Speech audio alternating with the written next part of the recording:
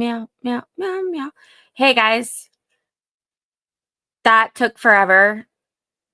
Bad call on my part. Willing to admit it. And you know what? My husband even told me, he's like, you're going to sit there forever. I did. I did indeed sit there forever. But we are going to be able to flash through some of the nonsensical waiting, since we're going to be watching on 1.5 speed, which is where I live in life.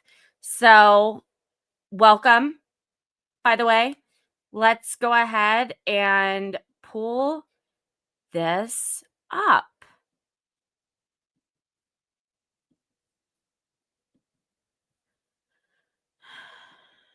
Have used the amount of force that Officer Grubb. If the state would have objection to testimony as it relates to certain portions of Mr. Davis. I'll turn it up. This is ridiculous. Wait, can I turn it up anymore? Video from inside Kroger surveillance cameras, again, which has not been discussed or admitted in court up to this point, as well as an analysis of what I'll call CDR or crash data retrieval information, which again has not been admitted or testified before now in court of this trial. So we would object to testimony from Mr. Davis as it relates to those hearsay of statements, video, or analysis of what happens inside the store or crash data information. I think Ms. Stevens has indicated she does not intend to go into that, is my understanding. So I think that's been set aside, if you will. The other thing that the state has an objection to, Your Honor, is over the weekend on Saturday, we received a large amount of screenshots from various video, which is my understanding that the defense intends to go over with Mr. Davis in his testimony and get his analysis, for lack of a better word, of what those screenshots depict. Those screenshots were not contained within any of his 3 reports that he's updated reports as recently as this weekend. The screenshots were not contained therein, or his explanation. Good morning. So we would object to that as being new analysis, new information we've not been privy to up to this point, as well as the fact, Your Honor, that the state's experts have not had a chance and will not have a chance to review and digest whatever analysis he would give on the screenshots and rebut that if appropriate. Mayor Connor, you may. First and foremost, those screenshots were included in his report that Mr. Davis did in fact review the body-worn camera. He did an analysis which was in fact contained in his report. And furthermore, Your Honor, this is not based on any type of new evidence or new information. All of the state experts who have testified have indicated their conclusions as to what their body-worn cameras had shown.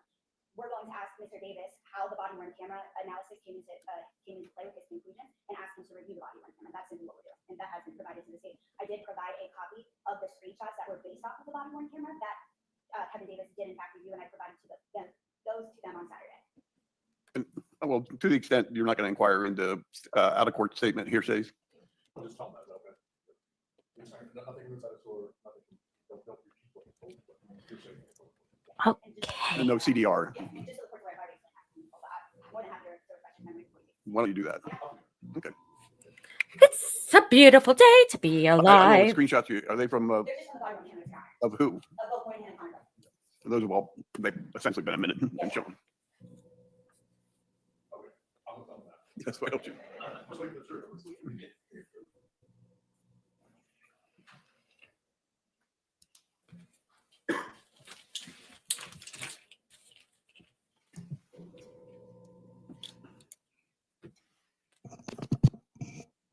Real time's working.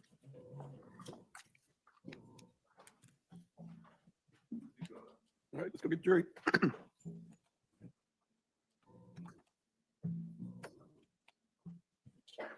When I was on my way here, What's My Age Again by Blink-182 was playing, and apparently my husband was going the opposite way and saw me just like raging out driving.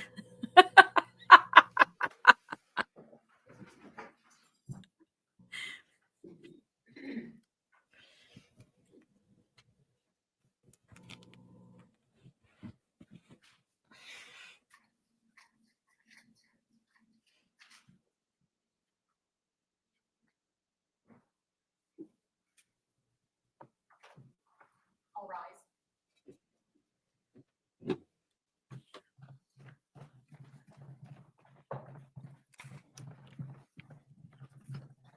Cheers.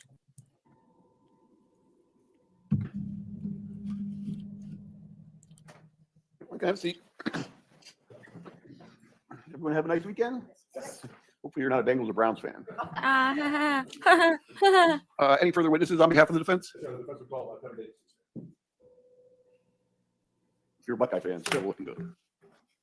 I mean, always. Buckeyes are always good. Browns, it's a touchy topic, okay?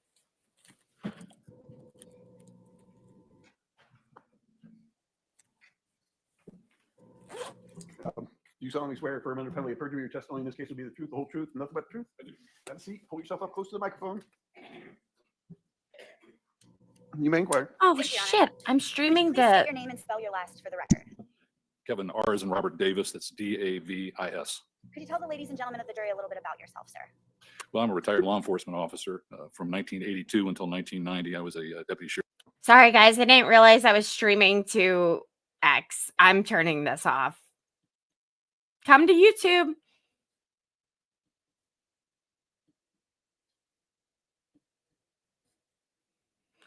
Okay, we're good.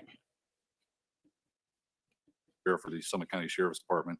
In 1990, I was hired by the Akron Police Department. I worked there until April of 2021. So for 31 years, I worked for Akron PD. What do you do now, sir? I'm a consultant and expert witness and trainer that trains law enforcement officers on use of force. So you mentioned that you started in the 1980s. How long have you worked in law enforcement?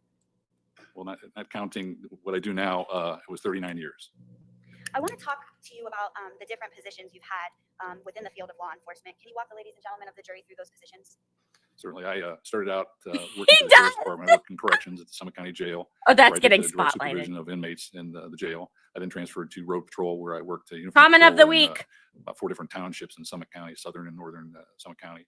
I then was hired by the Akron Police Department. Had to go through a second. He's actually academy, legit. Ohio Police Officers Really Training good. Academy in London, Ohio. And then I was assigned to once I was sworn in, was assigned to evening patrol from 7:30 at night till 3:30 in the morning in the downtown area of Akron. And then when I got my regular partner on the east side of Akron, I used to live in I then, Akron. new Or uniform work. somewhere around 93, which was the originally it was called the Uniform Narcotics Unit, designed to specifically target high crime area and back then open air drug markets in the city of Akron. Later on, we changed our name to Street Narcotics Uniform Detail, or SNUD unit, and I did that for 6.5 years. Collateral with that, after about a year or so, I was selected to become a member of the Akron Police Department SWAT team, which I did for about 12.5 years. I would later on become the lead instructor for the SWAT team and a team leader. As I said, I did that for about 12.5 years. I transferred from the SNUD unit after 6.5 years to the Akron Police Department Training Bureau, where I worked for about 19 years. I was the primary use of force instructor. That was the hands-on or subject control. I became the senior firearms instructor. I taught building searches, traffic stops, the legal aspects of use of force, a variety of different topics. Did you ever teach police cadets at the Ohio Peace Officers Training Academy? Yes, I taught in Ohio. You have certified academies. Akron had their own. University of Akron had one, and I taught at both of those. I taught just briefly for the Kent State University Academy, and then I was hired as an adjunct instructor for after a number of years. I think it was like 2009, where I worked for OPATA, it's called, in the Richfield campus up in the northern campus of Summit County. And I did that for 4 or more years, where I taught a variety of different subjects, from use of force investigations to practical aspects of arrest and control, firearms, everything from pistol, revolver, shotgun, submachine gun, carbine. I taught all of that, SWAT tactics, a variety of different subjects. Did you use the acronym OPATA? OPATA, yeah, correct. OPATA, I apologize. And what does that stand for? Ohio Peace Officers Training Academy. You mentioned some of the fields that you train police cadets in. I want to go over those. Do you train them in use of force? I did. I'm kind of retired. I did for a long time, and you get old, and He's legit, no longer like I teach in basic said. academies, but I taught them in arrest and control tactics. What about, you mentioned firearms earlier? I did. I was actually through OPATA, I became a train the trainer, so I was able to certify instructors for the state of Ohio. Defensive tactics? Yes. Active shooter and rapid deployment? Yes. What about, you mentioned that you were a SWAT team lead. Did you ever train with respect to other SWAT teams? Yes, I taught not only at OPATA for tactical operators or tactical team members, but also for the Ohio Tactical Officers Association. Have you been published in your field, Mr. Davis? I have. One time I wrote for all the periodicals, Law and Order, Tactical Response, a variety of different online portals, Law Officer, Officer.com. I also wrote a book on use of force investigations. Do other experts in your field rely on those authored works by you? Yes, probably my book is required reading from the Federal Law Enforcement Training Center in Glencoe, Georgia. Well, congratulations. Have Have you presented at conferences on use of force with regards to whether or not a use of force decision was Phil, reasonable? please don't use that Yes. part. Do you belong to any professional organizations within the field of law enforcement? Yes, I'm a member of the International Law Enforcement Educators and Trainers Association, or ILETA, and also AFI, or the Association of Force Investigators. Have you won any awards recognizing you for any type of achievements within law enforcement? Yes. What are those, sir? In 2018, I was given the Distinguished Training Award by the Attorney General's Office in Ohio. And in 2019, I was inducted into the National Law Enforcement Hall of Fame as Trainer of the Year. Congratulations. Thank you. Have you testified as a use of force Well, expert here in the state of Ohio? congratulations. Yes, throughout the state of Ohio. In municipal court? Yes. What about common pleas courts? Yes, can't even recall how many different counties now that I've testified in. How about federal courts, sir? Yes, Have you been declared an expert in each realm of those courts? that is correct. Have you testified in other states as well, Yes, both federally and at the state level? yes. I got to You do travel this so across I the can country see what I'm testifying. doing. Probably too much if you ask my wife. Have you given opinions in those cases as a use of force expert based on your training and experience as an expert to a reasonable degree of professional certainty? I have, yes. And is any opinion you offer today going to be to a reasonable degree of professional certainty? It will, yes. At this time, Your Honor, I would like to tender Mr. Davis as an expert in law enforcement training. He can render his opinions. Thank you, Your Honor. You know, he would be a Mr. Davis, I great, wanna like, talk about how you book determine whether or reader. not to consult on a case. What process do you use to determine whether or not to take on a case? Well, I don't solicit cases. In other words, I don't call attorneys. I usually get a call or an email from a law group asking if I'm interested in working on a case. Before that, before I am retained, I ask to review as much material as I can about the case. So many attorneys send just videotapes, and that's not enough to render opinion. So I want the maximum amount of information that they have at that time in order to say whether I can work on the case or not. Sure. So fair to say you like to review the material before you make the decision to take on a case as a consultant. Yes. Have you reviewed use of force cases and decided not to take them? Yes. Over the last couple of years, I have looked at cases and told the attorneys, I can't defend your client. Have you examined use of force cases and found that the use of force then was unreasonable?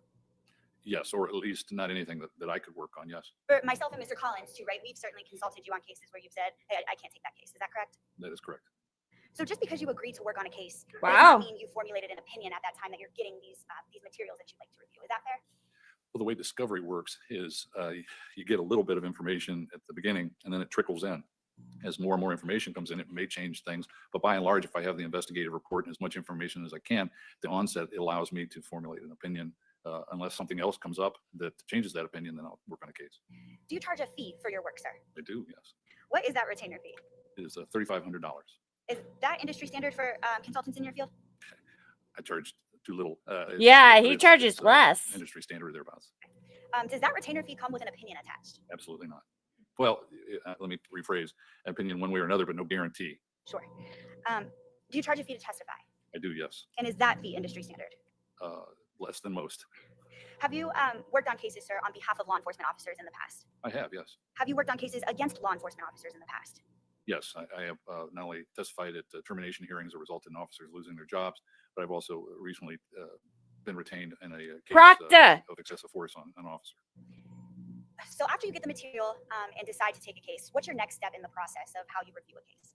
Well, as I said, it's not a boom, you get everything in one big package. It's a trickle, and that's as the state develops the material too.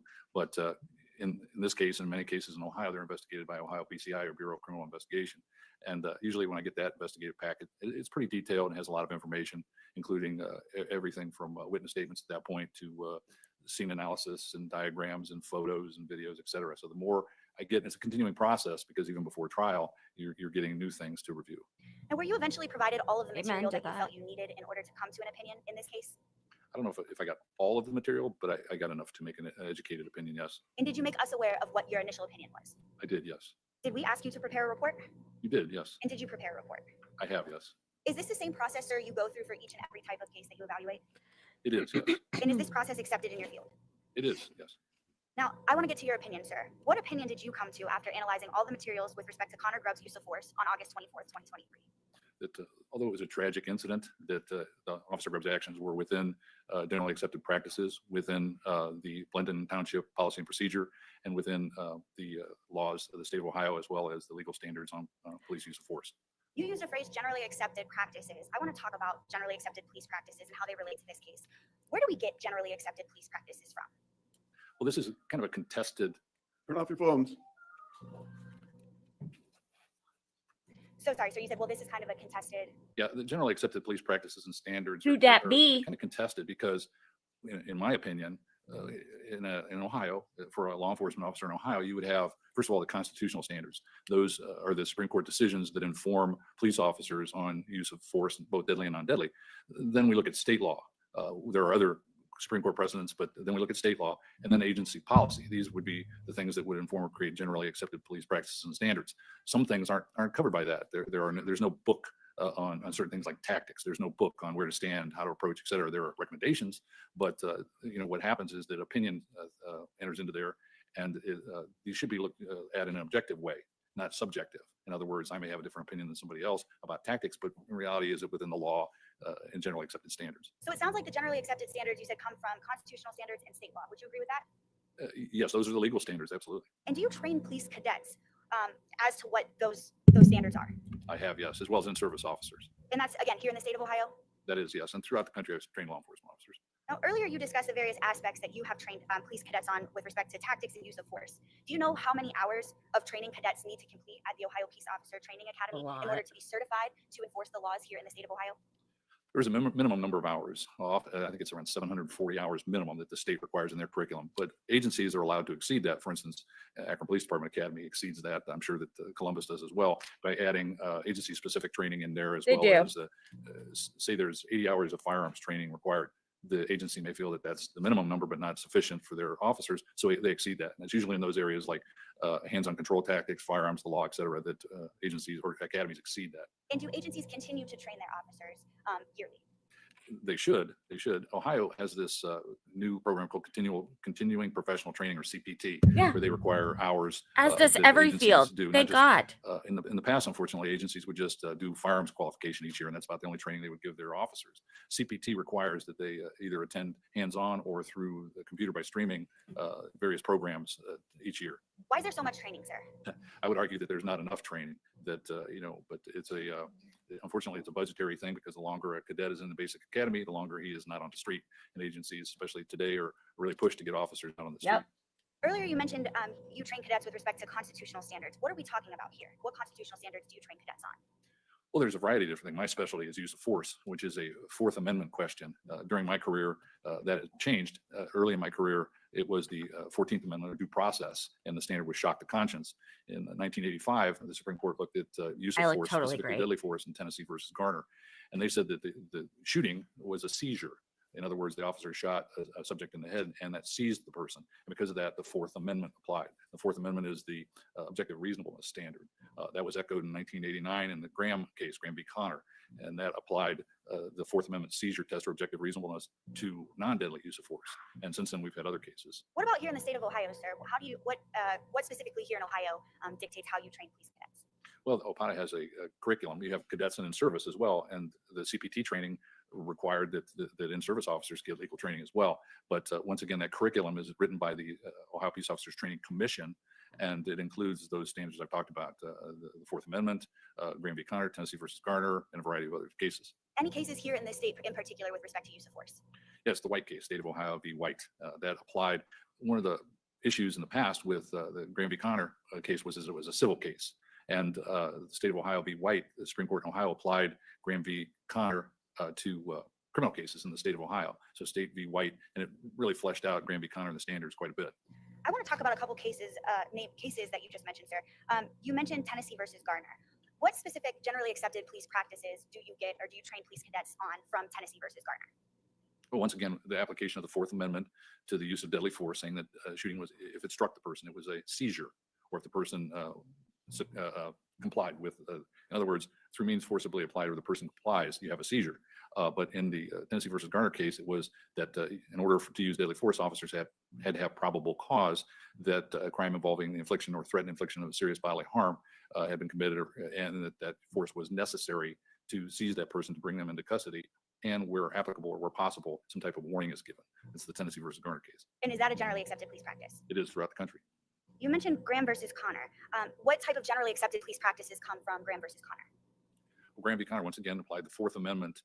The subject of Thorne Graham was not under arrest. The officer had reasonable suspicion to believe that a theft offense had been committed based on DeThorne Graham's action. He was actually a diabetic, was going into insulin reaction, and had kind of rushed out of a convenience store, which attracted Officer Connor's attention. Officer Connor just tried to stop him. Graham did some interesting things because he was going into this diabetic reaction, and force was used upon him. And that was the first time that the Supreme Court had applied the Fourth Amendment or objective reasonableness standard to use of non-deadly force.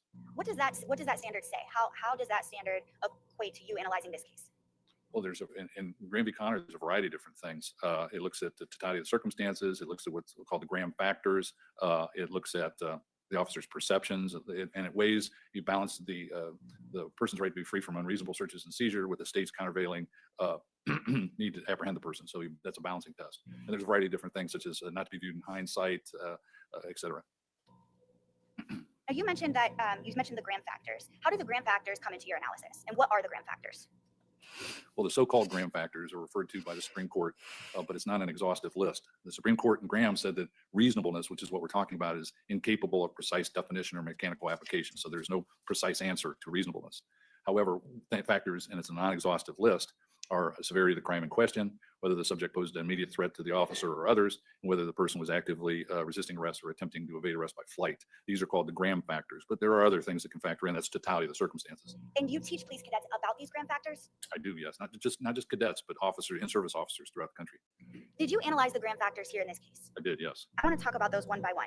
Sorry, I just want to take a moment to address the idiot most likely in the room, Kate Peter.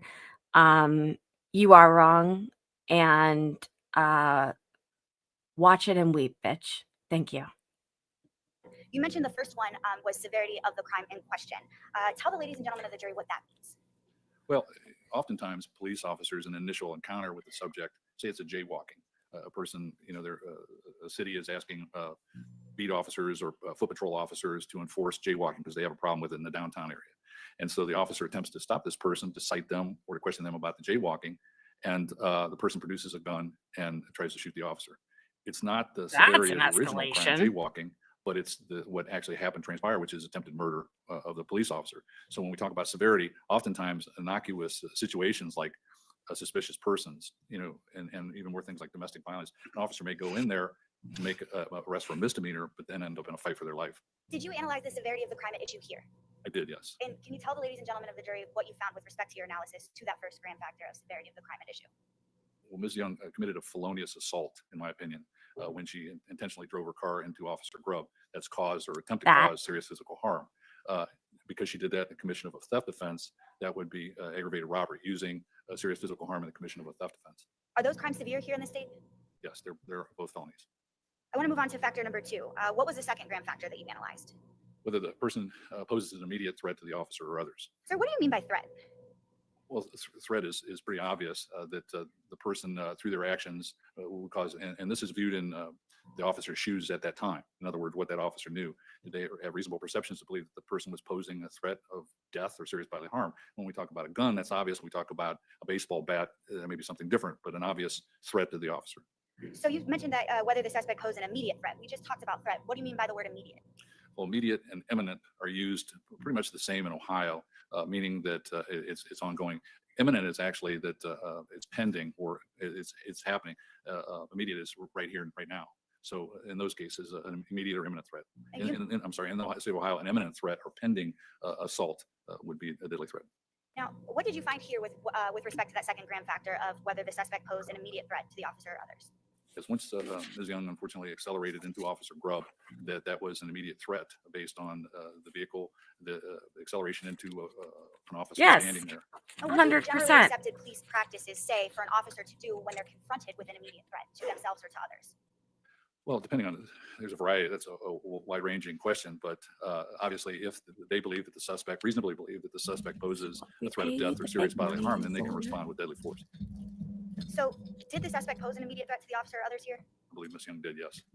And specifically, sir, what was that threat? It was the 2008 Lexus ES sedan. Is there a difference between a perceived threat and an actual threat? Well, an officer is allowed, for instance, if you're new here, yes. It was a Lexus. No, that's all. officer perceives that the suspect is reaching into his waistband to access something, in his reasonable perceptions, a handgun, for instance, and coming out, then that is a perceived threat. And that can be enough based on the totality of the circumstances for an officer to use deadly force. That's State of Ohio v. White. The subject did not have a gun, was reaching, and the officer shot the subject.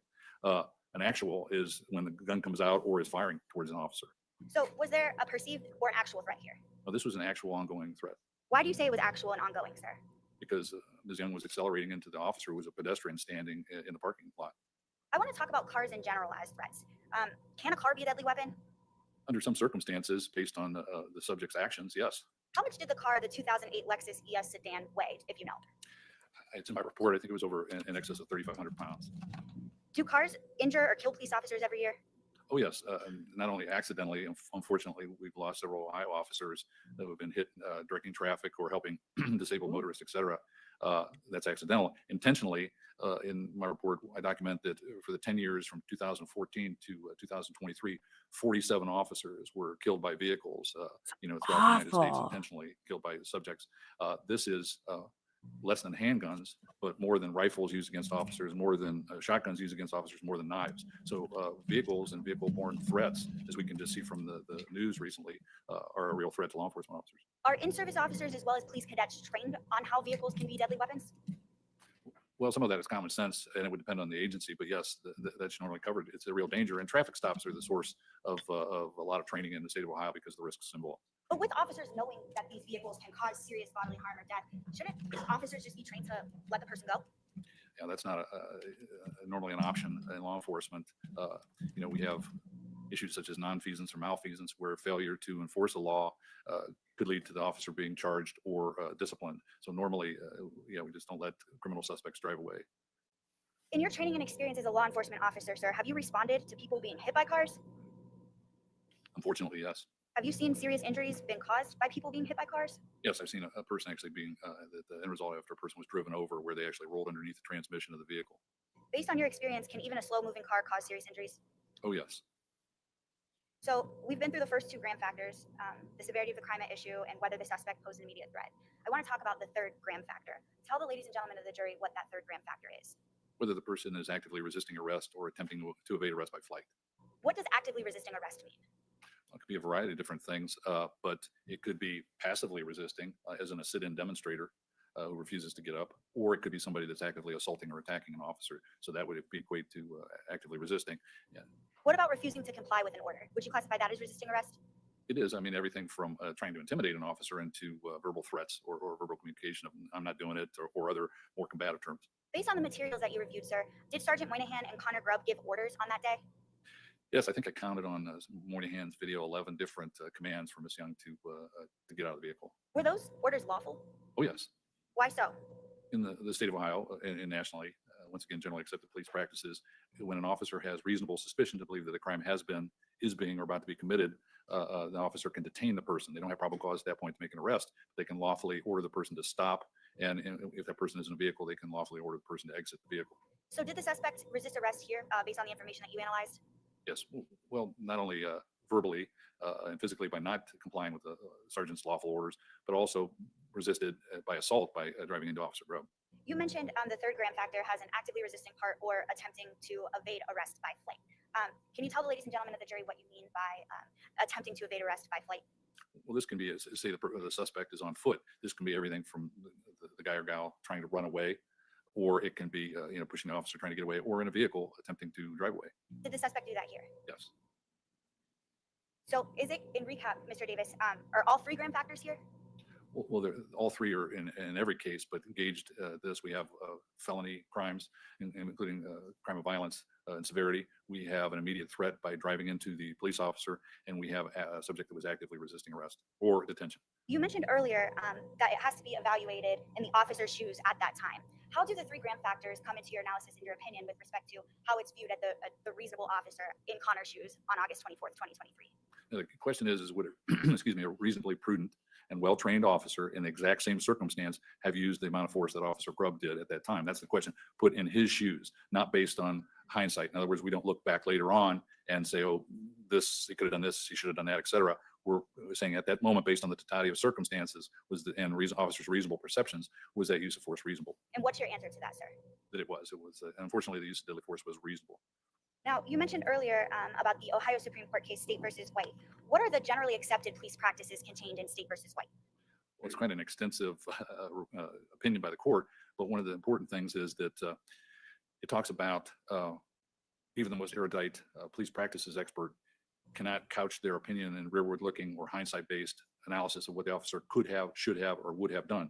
That's not the question. The question is what the officer did. Was that within a range of objectively reasonable use of force? So you just said could have, should have, or would have done. Did you, that seems to me like you're talking about tactics. Did you analyze tactics in this situation? Well, you look at tactics because that's part of the totality of the circumstances, but I found no legal breach in the tactics. And as I said earlier, tactics are subjective. In other words, standing here, standing there, there's no yellow footprints to tell officers where to stand. There's no, even in basic training, there's no thing, you shall do this, you shall do that. In terms of tactics, they're subjective. And as long as they're within the law, then the tactics, what we often find is that the people do what's called tactical debriefs. In other words, they go back and look at tactics. Say this is officer created jeopardy. The officer, if he wouldn't have stood here, then the use of force may not have been become necessary. And that's not the question in an analysis on the use of force. We're talking about the seizure, not general police practices. Now, you just mentioned the positioning. You're aware, sir, that Connor Grubb was positioned in front of Miss Young's vehicle that day, right? I am, yes. What did you find with respect to his position, if anything? Once again, it's much of what officers do is based on context or environment or situation. In this case, and oftentimes, if you've ever tried to back out of a parking spot and can't see the oncoming traffic because of the dark tint of the windows, you know that an officer cannot see into the vehicles very well. And this is a problem for law enforcement. So what we want with positioning, there's a concept called contact cover. Sergeant Moynihan was doing the contact. He was at the driver's window engaging with Ms. Young on and asking her to exit the vehicle. And what we wanted from Officer Grubber, what we would ask is cover, that he provide the sergeant cover. And when you position for cover, you want what's called a triangulation of fire without a crossfire situation. For instance, based on the circumstances, going around to the passenger side and trying to look and see the driver would have subjected Sergeant Moynihan to crossfire situation. Standing in back of the vehicle, I doubt if anything could be seen based on the tint of the car windows. So moving around in front or towards the front of the vehicle is a tactically sound thing to do based on the context, based on the totality of the circumstances. Is it lawful? Thank you, Judge. Oh, yes. Police officers do it every day. I mean, in downtown Columbus, I'm sure you have traffic control officers. It's dangerous to get in front of cars, but it's something that police officers do routinely. You just said it was permissible, but is it an effective place to cover being in front of the car? It can be. For instance, contextually, a subject is in a car in a parking deck backed up towards a concrete wall. There's no way for an officer to maneuver around the rear of the vehicle. So an officer approaches from the front. These are contextual questions. Why shouldn't he have positioned himself right next to Sergeant Moynihan? It could have, but it would have made a crowded situation. It could have done a lot of different things. But the question is positioning in front of the vehicle, was it lawful? Yes. Was it tactically sound? Yes. Based on the circumstances. Was it reasonable? I believe so, yes. Did you analyze anything with respect to timing in this situation? Yes, I looked at the time based on the body-worn camera videos and the amount of time based on the beginning roll of Ms. Young's vehicle and then the acceleration into Officer Grubb and overall time. What did you find with respect to overall time? How fast did that happen? Well, I can refer to my report to just give specifics if that's okay. The entire time from first contact of Sergeant Moynihan until we see the bullet defect or the bullet hole in the windshield was about 22.5 seconds. That's the overall time from Sergeant Moynihan's original contact to the bullet defect appearing on the window. What was the time from when Young accelerated into Grubb to the shot that he fired in the situation? From that time, the original acceleration was about 1.5 seconds. You said 1.5 seconds? 1.6, I believe I have. Thank you. And what does Graham say, Mr. Davis, or what do generally accepted police practices say about that 1.6 seconds? Well, Graham specifically refers that officers are oftentimes forced to make decisions in circumstances which are tense, uncertain, and rapidly evolving. And certainly once Ms. Young accelerated into Officer Grubb, that was a tense, uncertain, and rapidly evolving situation. Earlier, you mentioned a term called officer-created jeopardy. What does the generally accepted police practices say about officer-created jeopardy? It doesn't. You won't find officer-created jeopardy in the basic academy curriculum in the state of Ohio. You won't find it throughout the United States in curriculum that I know of and in training.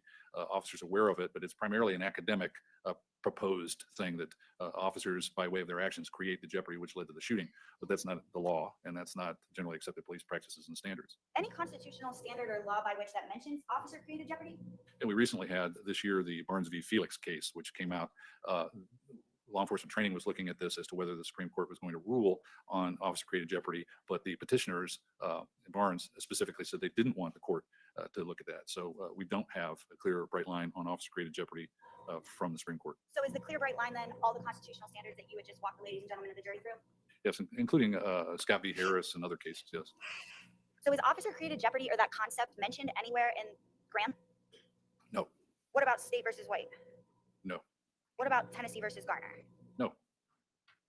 You mentioned that officer-created jeopardy is nowhere in Good the morning, curriculum, John. you said, for here in the state of Ohio? That is correct. So the curriculum here for the state of Ohio doesn't train officers on officer-created jeopardy? I don't know if individual instructors may teach it on their own, but it's not part of the curriculum, no. So is it a generally accepted police practice? No, in terms of the within the United States, no. I want to talk about body-worn camera in general. Are you aware if body-worn cameras have any type of limitations? Yes, for the last 3 years of my employment with the Akron Police Department, I was a detective assigned to the body-worn camera unit. I reviewed thousands of hours of body-worn camera video, worked on multiple police shootings and murders and felonious assaults. And digital video evidence in general has limitations, but body-worn cameras do specifically. What are those limitations, sir? Well, the problem is that the camera is not real life. The camera is a two-dimensional image, meaning depth is oftentimes off, but it's a two-dimensional image based on what the camera captures. Usually the cameras are about 12 to 18 inches below the officer's line of sight. So if the officer turns their head to attend to something on their right, for instance, the camera doesn't see that. The camera may capture something that the officer didn't see based on attentiveness. Also, the cameras recorded, the average in the two Axon body-worn cameras in this case, recorded about 30 frames per second, which means that there's one picture taken 30 times a second. It's not continuous. The only thing continuous on a body-worn camera is the audio signal. That's a continuous stream. So depending on the speed or movement, things can be missed. For instance, when you compare BWC video from the officers to the Kroger surveillance video, which was captured at 15 frames per second, there's going to be a difference there. There's going to be one less frame, or half the frames per second that are captured. So there's a variety of different things. Visual acuity at night, the camera captures more than what the human eye does because of the fisheye lens. Things at the outside of the video are oftentimes you'll see a curve to them because of the fisheye. And also it portrays things as being further than what the human eye would actually capture. So there's a variety of different things. And also one of the things when you're dealing with hands-on people, it doesn't capture what you feel. When an officer has hands-on subject and they physically resist, they can feel that, the camera doesn't capture it. So just because it's captured on body-worn camera doesn't necessarily mean that the officer saw that. Is that correct? Well, that's absolutely true. Now, you mentioned you reviewed body-worn camera in this case. I did, yes. I just want to highlight a few of the points about the body-worn camera. The ladies and gentlemen of the jury have seen multiple instances of the body-worn cameras. Any doubt in your mind, sir, that based on your review of the body-worn camera that Connor got hit by that 2008 Lexus? No, as a matter of fact, I was able to capture both of Officer Grubb's feet off the deck as Ms. Young accelerated into the officer. Any doubt in your mind that based on your review of the body-worn camera, that Connor's hand was near the center of the hood when he fired that shot? Near or to the right of well, it would be, if we're in the vehicle, it would be slightly left of center. Yes. If I'm looking at the vehicle, though, it's It would be near the center to the right. Or to the right, correct. Did you prepare a slideshow to demonstrate why you have no doubt that these things are occurring within the body-worn camera? They're going to object. And is that based on your body-worn camera review of both Officer Moynihan and Officer Grubb? Yes, as well as a video workup done by the prosecution's experts. Permission, Your Honor, to publish the slideshow that Mr. Davis prepared. You may note your objection. Bingo. Hate to say when I'm right, but I'm right. Thank you, Ms. Cook.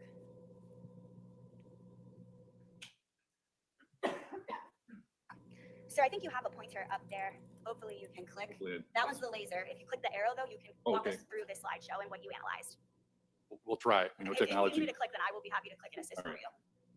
Okay, what I've done with these images is working with advanced software. Okay, so unrelated, but I feel like you guys might laugh at this. I just got a text from my husband who apparently went and also got his blood drawn this morning. And he said, Danny says hi. She was my draw nurse too. She recognized our address. Okay. That's all.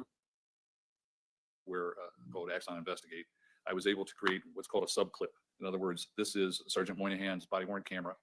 This is a small section of that digital video evidence, and I have cropped in to an area at the left front or driver's side front of the vehicle. So we'll be able to see Officer Grubb's foot placement as the vehicle accelerates. Okay, you can't see his foot placement here, though, right? No, and once again, as the here we can see beginning to see, well, it's awful light right there. You can see the officer's right foot. And you'll notice that the toe of his boot is bent, meaning that it's in impact with the asphalt of the parking area. Okay. Once again, as Sergeant Let me Moynihan make moves, this we're gonna be able bigger. to see a little bit more. Unfortunately, his arm will preclude seeing some of Officer Grubb's torso or upper torso. But you can see the foot here. Once again, the toe is flexed as the boot is in contact with the ground. Okay. Or the pavement. Once again, we can see placement. The officer is, if we're in the vehicle, it's to the right of, or to the left of center of on the driver's side. And his hand is near the center, at least, of the hood of that car. Yes, we can't see the hand from this angle, but yes. What do you see here, sir? Once again, Ms. Young is kind of torqued to her right behind the wheel, and we can see the wheel is turned to the right, but the officer is still within the path of the vehicle as Ms. Young is accelerating towards Officer Grubb. Is there contact between the car and Officer Grubb in that picture, sir? I believe we can see this area here where the hood is making contact. It would be below the vest, around the belt level or lower. So some from waist to thigh contact. What about his knees and his shin? Would those be a point of contact here as well? I would think the design of knees for vehicle, sure. The bumper would protrude out from the front of the vehicle more than the grill would. So yes. Thank you. And here we can see a slide. If you'll notice that Officer Grubb's right foot is beginning to slide along the pavement as Ms. Young is accelerating into him. This is not a step back by the officer. This is a slide motion. What do you see here? Here we begin to Damn. see the officer's right foot is now off the deck. In other words, the toe, you don't see the boot in contact with the ground. There's no flex of the foot at this point. So his right foot is now off the ground or off the asphalt. Once again, as Sergeant Moynihan moves, the camera moves a little bit, so we see less of the foot, but it hasn't changed. Same thing here, we're seeing, right? But this is when Sergeant Moynihan is attempting to break the driver's side window with the base of his folding knife. And you'll also notice that Officer Grubb is in the path in the front of the vehicle. What about there, sir? Once again, we can see that, as you see up here on the left of the screen, that the officer is once again in front of the vehicle, within the path of the vehicle, despite the fact that the wheels are turned to the right. And is this just on loop? Loop? No, Yeah. this is one image. For that subclip, I took individual frames at 30 frames per second, extracted them, and incorporated them into the PowerPoint. Okay. So each one is a new image. Once again, Sergeant Moynihan retracting and striking the driver's side window. Now here, Oh, sorry, go ahead. originally we saw a slide and the foot come off the deck. Here we can see that the officer's toe is back in contact with the deck. He has moved slightly to his right or to the screen's left, but we're going to see that as she accelerates, Ms. Young accelerates, that both feet will end up off the deck. Can you show us where both feet end up off the ground? Mr. Certainly. Davis?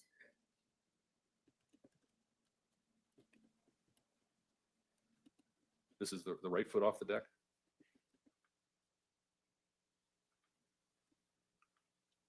And the left foot off the deck. You can see the heel. And with the angle of the hips of Officer Grubb's hips here, that unless he's got a very long left leg, his foot has to be off the deck. So we can see the heel off the pavement as well as the right foot completely off. Thank you, Mr. Davis.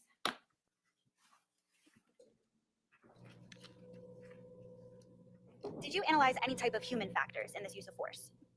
Yes, in every situation, in every use of force, there is what we call human factors, which was the human, in this case, Officer Grubb, in the environment. And human factors can pertain to witnesses as well as the subjects involved, but the factors as they engage in their environment and the totality of the circumstances. What type of human factors do you mean?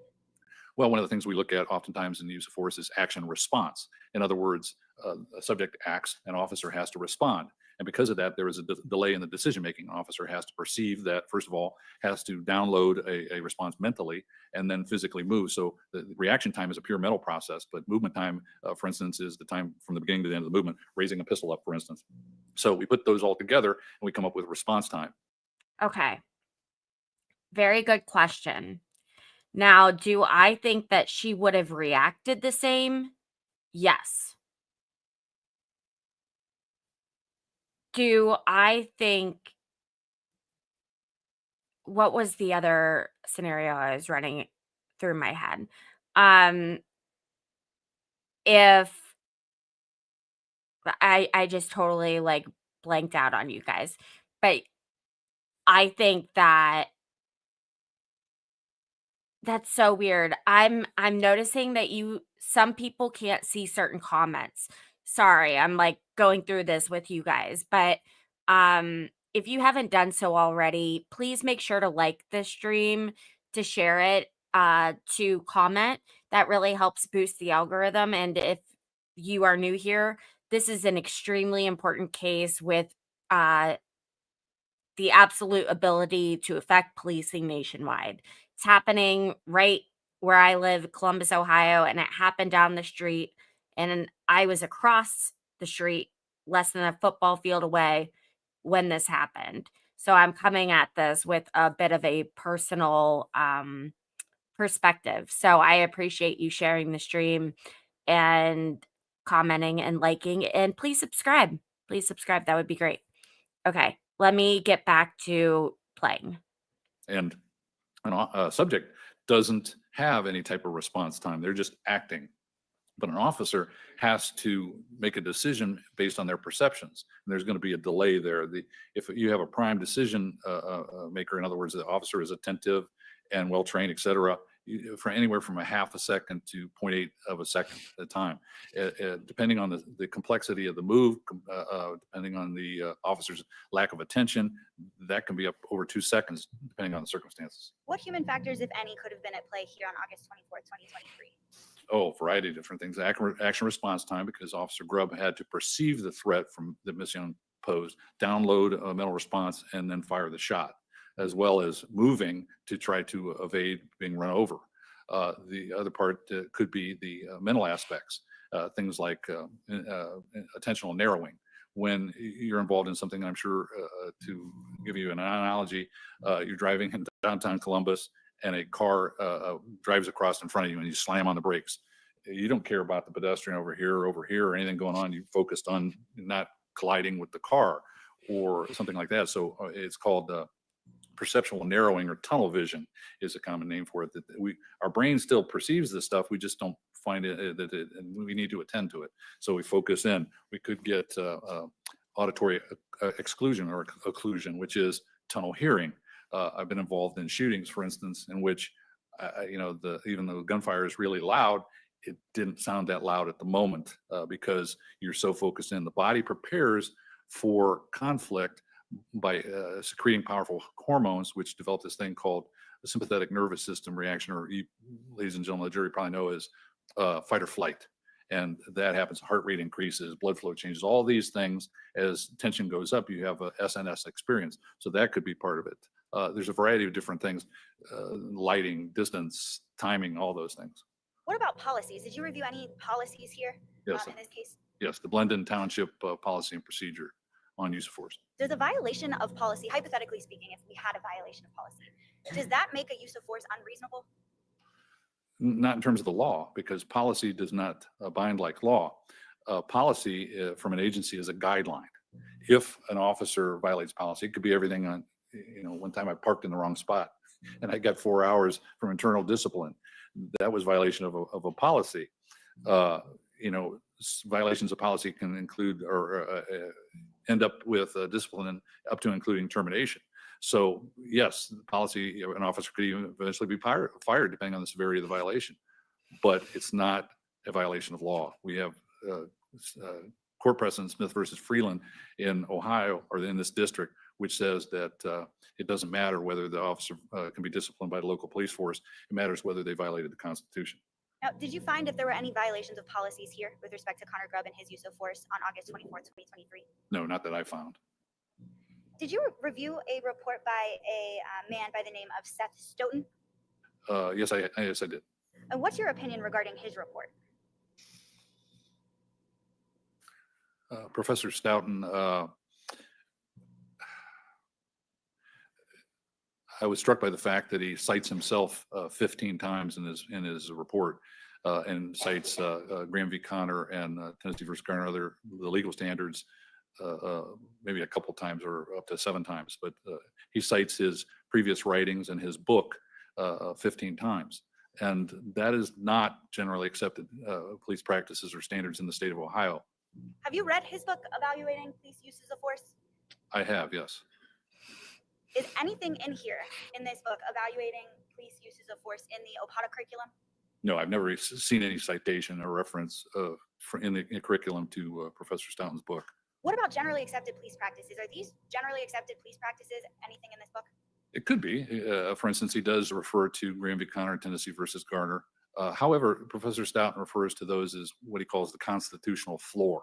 In other words, he believes and writes in his book and in other papers that he cites in his opinion that agencies can exceed the constitutional level, and they can in policy. Agencies can require the policy be more strict than the law. States can require that. For instance, Virginia, California, Washington State all have passed state laws that restrict officers' use of force more than the law allows.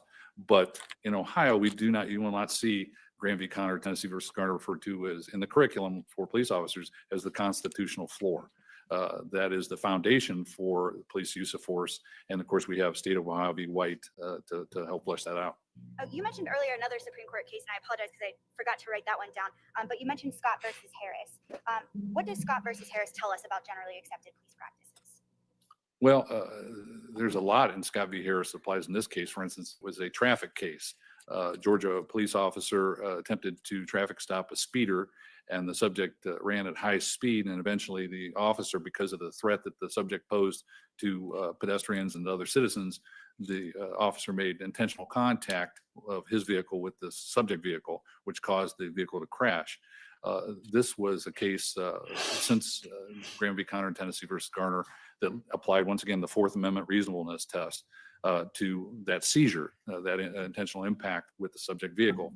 But Justice Scalia wrote the opinion for the majority of the court, and he said we are loath or not willing to restrict officers or to lay down a rule where officers aren't allowed to attempt to stop somebody just because they engage in reckless driving, reckless speeding, or et cetera. Now, in consideration of everything that you and I just discussed, Mr. Davis, for the last hour and 5 minutes, what's your opinion about whether Connor's use of force is reasonable to a degree of professional certainty? I believe, based on my review of the materials, including digital video evidence, Officer Grubb's report, Sergeant Monahan's report, physical evidence, et cetera, that the use of deadly force was, though tragic, was within the law and within London Township policy and within generally accepted police standards and practices in Ohio. May I have a moment, Your Honor? Thank you, Mr. Davis. I have no further questions for you right now. I'm sure Mr. Brandt will have some questions for you, though. Ladies and gentlemen, we're going to take our mid-morning break. Do not discuss this case among yourselves. Do not permit anyone to discuss it with you or in your presence. It is your duty not to form or express an opinion on the case until it's finally submitted to you. 15 minutes. All rise. All right.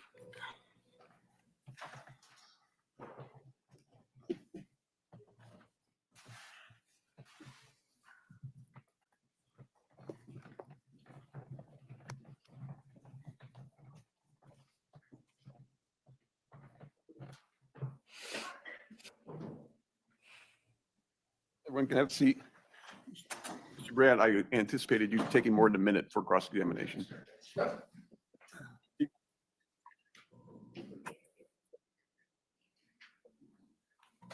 Okay. Let's go ahead and zippity doo dah day on our way back. I really like doing the delayed start so that I can do this. I think this is where it's at. Back on the record, 24 CR 4561, State of Ohio versus Connor Grubb. Do we need to put anything on the record prior to bringing in the jury? All right, let's go get the jury.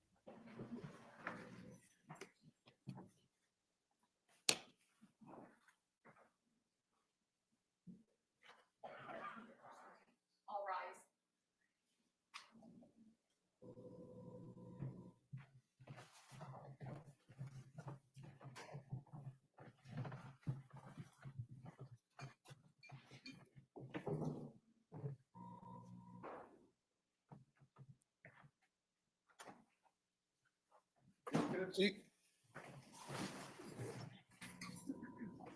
Mr. Davis, you're still under oath. Thank you, Your Honor. Any cross-examination? Good morning, Mr. Davis. Good morning.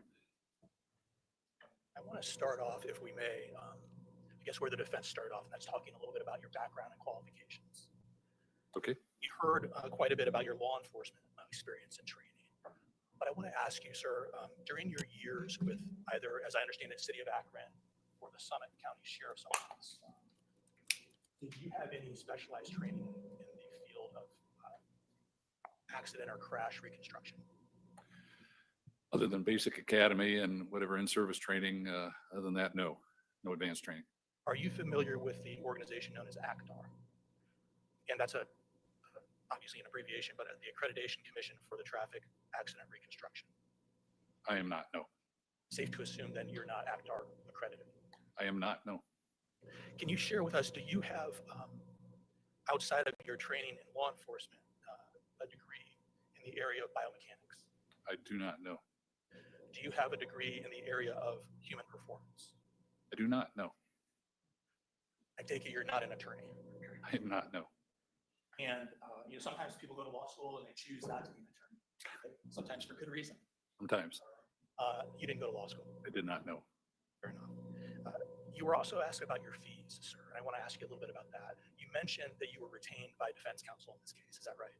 I have been, yes. And you have a retainer fee of, I believe it was $3,500. That is correct. With an oral opinion, if offered, of another 500, that would be 4,000 if an oral opinion is given. Now, do you charge an hourly rate on top of that? I do, yes. And how much is your hourly rate? That is $300 per hour. And how many hours, sir, do you think you've worked on this particular case? Up until this morning, yesterday and this morning in prep, probably 35 hours.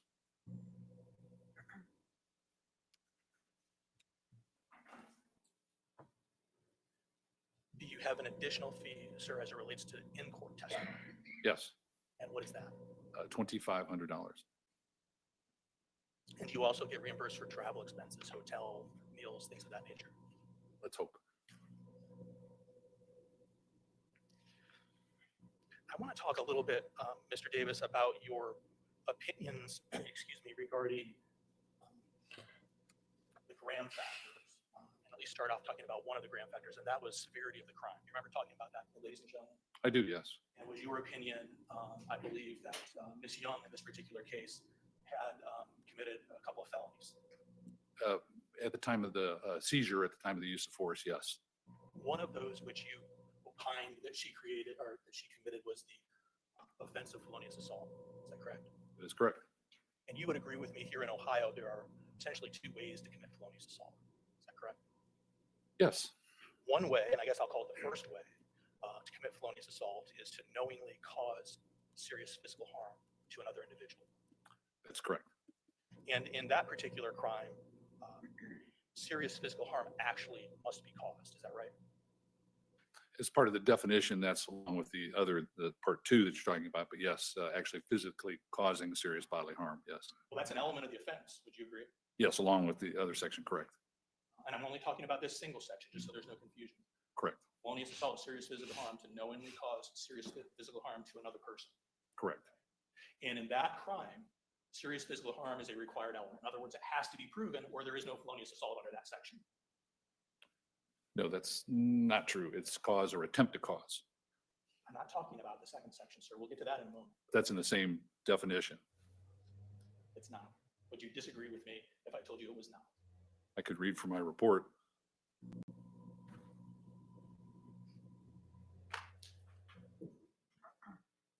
I have one moment, Your Honor. You may.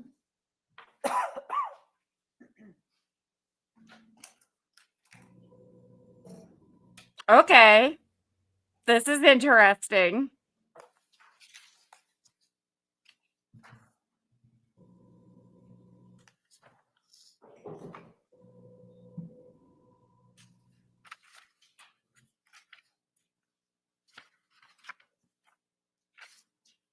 May I have the envelope? Can he what?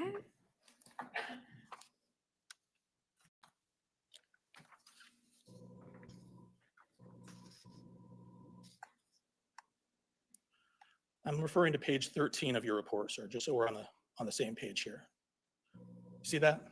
Yes, Okay. 2 sections, correct. And I'm looking at the bottom of page 13 where it says Ohio Revised Code, section 2903.11, felonious assault. And there are 2 sections or 2 ways to commit the crime of felonious assault. Is that right? As I agreed to, yes. Number 1 under A1 is no person shall knowingly do either of the following. First, you can commit felonious assault by causing serious physical harm to another or another's unborn. That's part of the definition, correct. Well, that's the only definition to A1, correct? But A2 is attempt to cause physical harm, That's a separate crime. but a crime of felonious assault. Okay, I want to talk about A1. Oh, Let's not okay. get confusing, okay? We're going to talk about A1 and then we'll talk about A2. Okay. Okay. A1, the crime of felonious assault, cause serious physical harm to another person. Causing serious physical harm is an essential element of that crime, is it not? Of A1, yes. And without actual serious physical harm being caused, there is no violation of A1. Would you agree with that? No, not of A1, correct.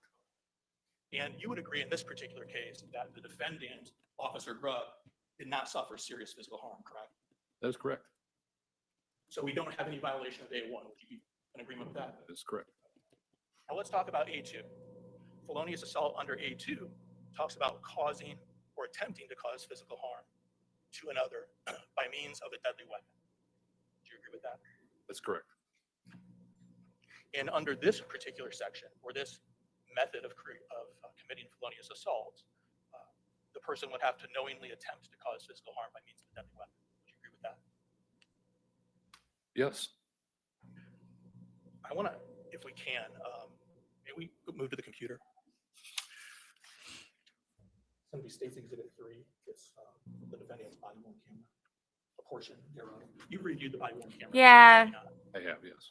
In fact, you used it as the basis, at least part of the basis. Part of the basis, yes. I want to show you a clip of Officer Grubb's body worn camera. We can play that. Then get out. No, then get out. Get out of the fucking car. Get out of the car. Get out of the fucking car. You would agree with me, Mr. Davis. Actually, let's go back, and I want to look at that, and let me ask you to pay close attention to Miss Young and the positioning of her hands, okay, within the vehicle. Then get out. No, then get out. Get out of the fucking car. Get out of the fucking car. Driving. You would agree with me, Mr. Davis, would you not, that before the vehicle ever makes contact with the defendant, the body Defendant? clearly shows Miss Young physically turning her steering wheel to the right. That's correct, as I testified to earlier, yes. In fact, before Officer Grubb's weapon even comes into view, we can see her turning with her hands the steering wheel all the way to the right. I don't know if it was all the way to the right, but to the right, yes.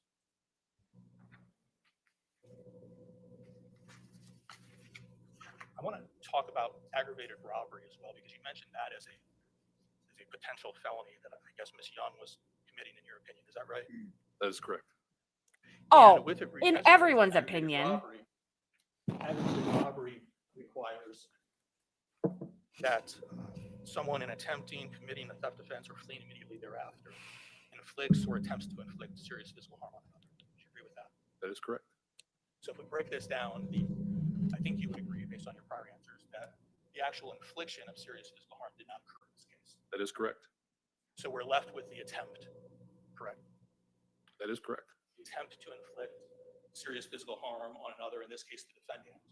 So where we're at is that Connor Grubb would not have been charged if he had first been horribly assaulted with the car to the point of severe injury, and then tried to save his life by acting or just not doing anything. That's where we're at. It is because he took the measures to try and protect himself by neutralizing the threat, which is extremely unfortunate that it even got to that situation, to that point. That is why we're here. I just wanted to point that out. Would have to be shown, is that right? Yes. And it would have to be proven that Ms. Young specifically attempted to inflict serious physical harm on the defendant, Officer Grubb. By way of her actions, yes. And you've already agreed that before her car even starts moving, she's turning that steering wheel all the way to the right. No, I didn't say all the way to the right. I said turn to the right. I don't know to what extent. Okay. Well, we do know because we saw the video. It's not just a minor turn, is it? Well, I don't know how much the wheel turns. I didn't operate the vehicle. I can't testify that it was all the way. For to the right. real? Can you testify that it was hand over hand turning of the steering wheel? It was certainly turning to the right, correct? And not only do we see the steering wheel turning, we see the torque of the wheels go to the right. In some of the, even the still images that you shared with us, is that right? Yes, the wheels are turned to the right, correct? I agree. I want to talk to you about page 15 of your report, Mr. Davis, and that is a table regarding law enforcement officers being feloniously killed. Yes, correct, correct. Now, we've heard a lot of talk during the course of the trial about what the number one cause of death of police officers here in the United States is. I want to ask you a little bit about your chart. I didn't know it was death. I thought it was First, just tell us, where injury. is this chart derived from? This comes from the Federal Bureau of Investigation, something called LEOCA, Law Enforcement Officers Killed and Assaulted Study. It's a study that's done every year by the FBI and published. Can we have the computer, please? Thank you. This is so dumb. Why are we here? Now, it talks about a time frame. It said law enforcement officers feloniously killed, type of weapon, 2014 to 2023. You see that?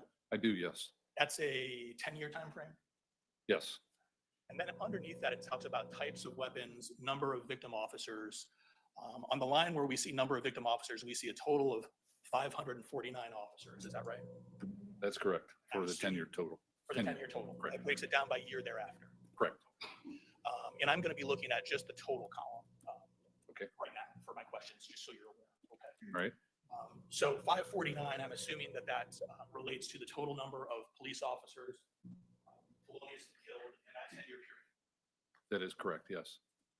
Now, underneath that, we see total firearms. Is that right? That is correct, yes. And the number 480.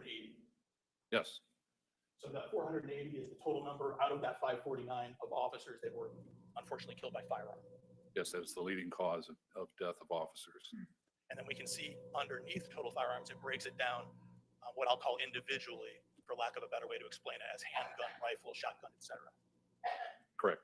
And we even have some numbers there toward the bottom under total firearms of types of firearms. Not, I guess the type of firearm wasn't reported, whether it was a shotgun versus a handgun, rifle, that type of thing. Correct. And that number is 87 for the record. Yes.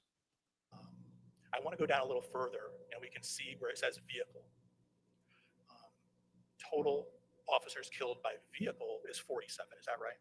In that 10-year period, that is correct. Now, you would agree 47 is less than 480. I don't mean to sound facetious, but Under the circumstances, one is too many, I think you agree, but yes. absolutely.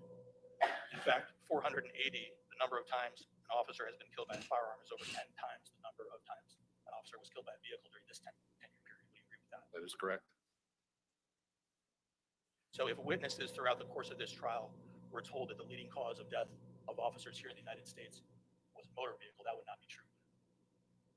No, primarily during the 10 years and past years, it's firearms, but primarily handguns, as we can see, are the biggest thing, biggest firearm used against law enforcement officers. Now, you've testified in other states, is that right? I have, yes. You told the ladies and gentlemen that you now make your living, that you're retired as an expert witness consultant, that type of thing. I wouldn't say I make my living, but I run a business where I consult and offer testimony, yes. And you're paid for it. I am. I don't know whether I make a living out of it, but I am paid, yes. $300 an hour is not bad. Do you agree with that? It's not like an attorney where you. Oh have my constant God. counselor. You've never worked as a police officer in any state other than Ohio. Is that fair to say? No, just in Ohio. That was funny. Albeit you've not worked outside of Ohio as a law enforcement officer, you've gone to other states other than Ohio to testify as a use of force expert. Testifying to train officers, yes.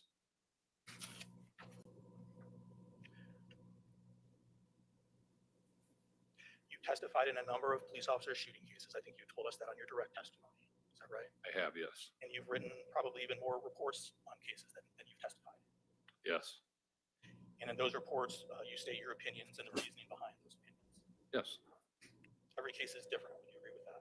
Every case is different. Yes. Yeah, Each you're case right, involves John. Different facts, different circumstances. That's correct. Same legal standards, but yes. You issued, I believe, 3 reports in this case. Does that sound right? You have an original report dated July 30th of this year, 2025, which the state received the following day on August 1st. And then there were some, I guess, corrections made to a report, Typos, yes. and that was issued sometime around November 11th. Is that fair? Yes, I believe that's the correct date. And then there was a third report, what I'll call a third report, with some additional, I guess, corrections made that was issued just over this past weekend. That's correct. Typos. Mm-hmm. And I want to understand, and we have a slide. Can we get the computer? As it relates to, and I want to talk about page 66 of your report. If you have it in front of you. If not, I have it up here on the screen. Okay. On the left is the November report, the July report, and the November 11th and the November, those 2 first reports. I just want to make sure that we're talking about the same typos. On the right-hand side is the one that you just issued this weekend. Would you agree with that? Correct. That was a correction to typos in the report on the left. In the names. Correct. Okay. So for instance, and I've highlighted these just for the record, for instance, on the left in that paragraph, we have the wrong officer's name, albeit Officer Anderson, and the wrong, I guess, victim or individual that maybe was shot, Lewis, That's correct. and then Officer Anderson's name again. And now you've corrected that to be Officer Grubb, and Young, referring to Miss Young, and then Officer Grubb again. Is that right?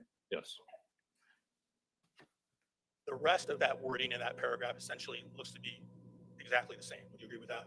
Well, it's written for Officer Grubb's case.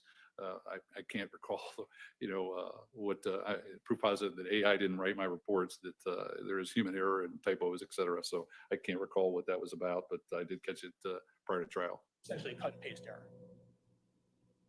No, I don't believe that's accurate. The one on the left is for this case. It was just the wrong names were included. Well, the one on the left talks about Officer Anderson, but you're saying that was for this case. You just typed in the wrong name? I can't recall, Counselor.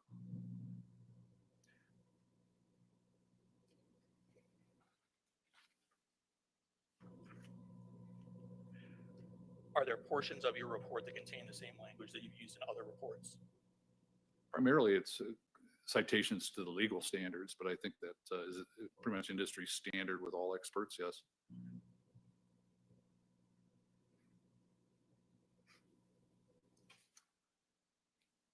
You can take that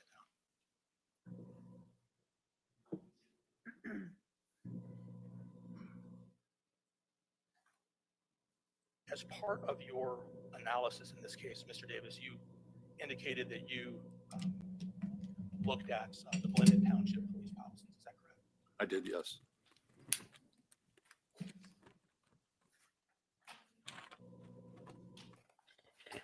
You have the yellow.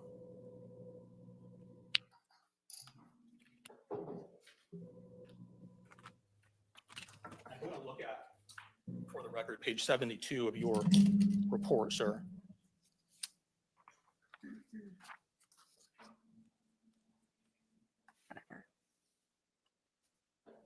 Referring you specifically to the section that talks about 300.4.1 entitled moving vehicles. Do you see that section?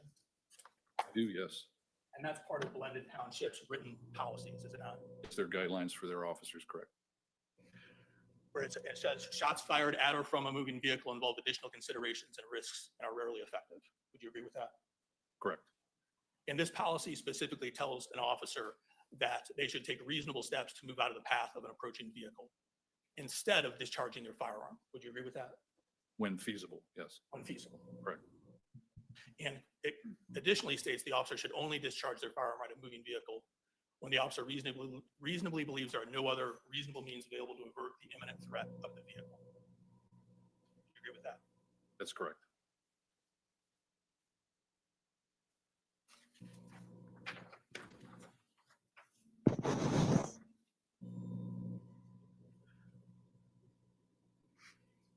Now, police policies are not case law, correct?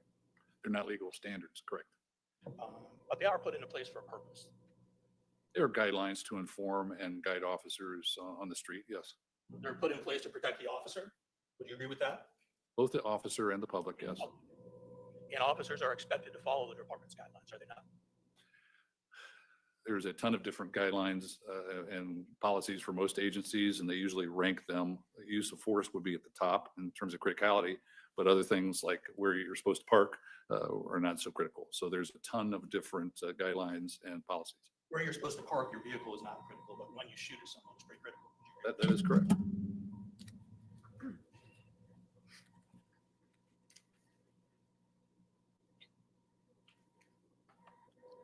I want to move on to your report, and I think it's somewhere around page 20 of your report, just for your reference.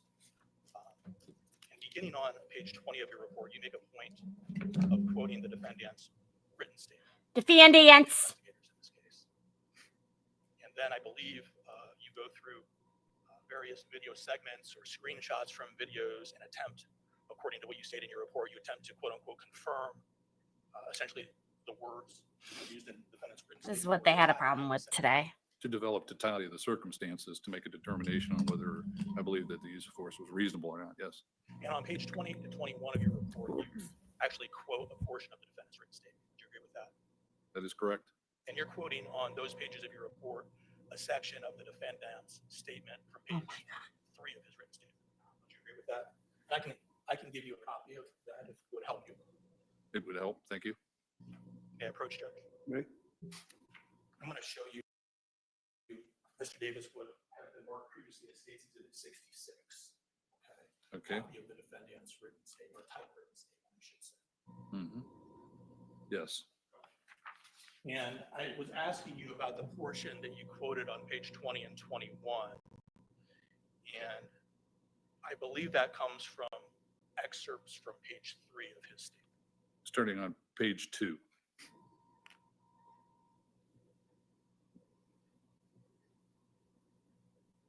And your quote ends with wording from, what would you say, page 4?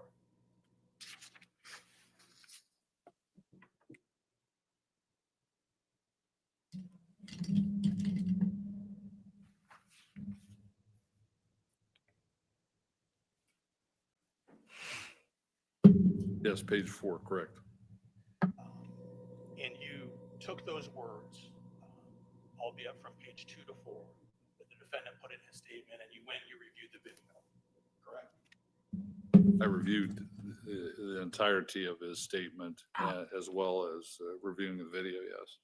Well, there were portions of his statement that you didn't put in your pages 20, 21, or 20. Well, I'm sure there is, it's a 6-page total statement. I didn't include all of that. Well, I want to talk about a portion that you didn't provide, okay? At least that you didn't put in your report, all right? And that's going to be a section from page 5. Go ahead, sir. Would you agree with me, from what you've looked at, you didn't put any portion quoted in your report from page 5 of the statement? Not in this section that I can see, no. I want to retrieve that from you. You have the Elmo, please.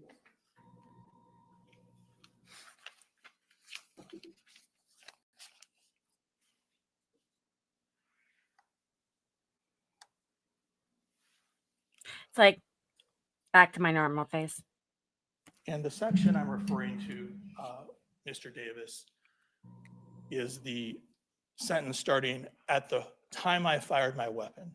At the time I fired my weapon, I was in fear for my life." I'm sorry, let me try to find that. Okay, at the beginning, at the top of the page. Go ahead, sir. "At the time I fired my weapon, I was in I fear agree. for my life, as the suspect had just struck me, with her vehicle. My feet were no longer on the ground, and the top half of my body was on the hood of her car." You see that? I do, yes. Now would that be an important statement for you? Yeah, it coincides with the body worn camera videos, yes. With his top half of his body being on the hood of her car?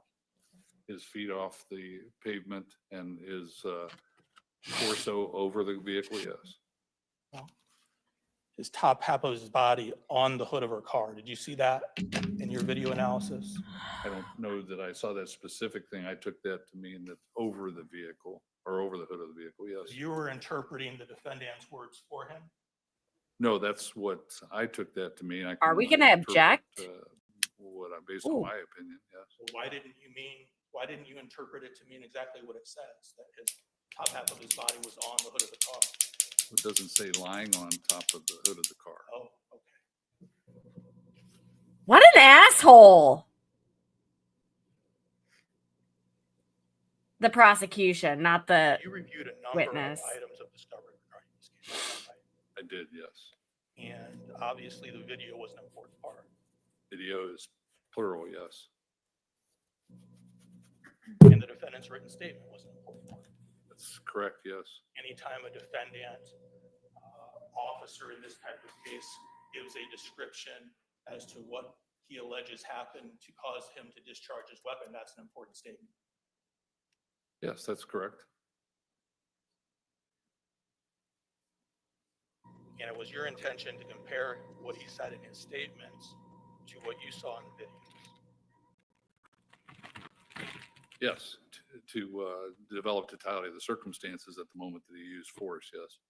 Now, I never saw in your report, and your report is 70 plus pages, is that right? I think it's actually 89 pages. Oh, I'm sorry, more than that. 91. In those 91 pages, I did not see any reference to a statement that the defendant made to Westerville Fire Department medics. Did you include that in your report? No, A statement, just so I'm clear, a statement that the defendant made to Westerville medics, telling the medics what had happened as the car allegedly hit him and caused him to discharge his weapon. Allegedly. You did not. Really? I did not know. Really? Is that where we're at? All right.